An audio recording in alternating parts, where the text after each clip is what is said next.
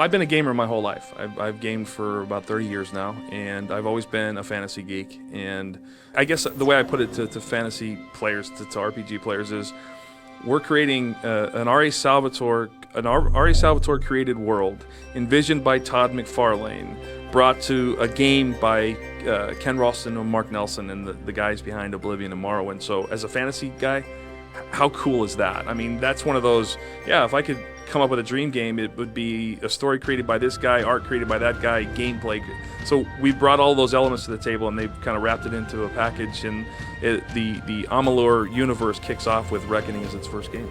In all honesty, they start the dream team. The development team in these studios is actually the rock stars. If you talk to RA and you talk to Todd and Ken, they'll tell you that they're every bit, if not more, impressed with the team actually making the game than with the visionaries behind it. I started the company with the ambition of being the best in the world, and that, yeah, a lot of people can say, well, yeah, who doesn't want to be? But I believe if you're not aspiring to be the better than everybody else, there's really no reason to do something.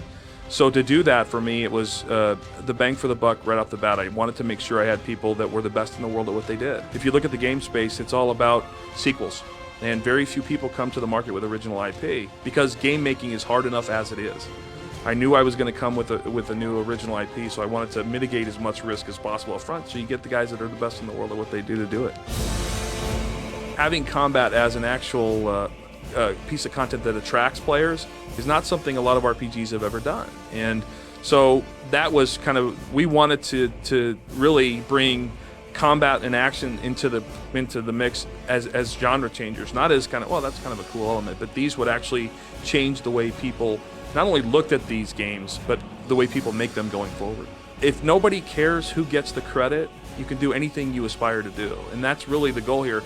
No one brings an ego to the table. Everybody understands this is about, they're all invested in the universe, in the intellectual property, in the story, and in the game.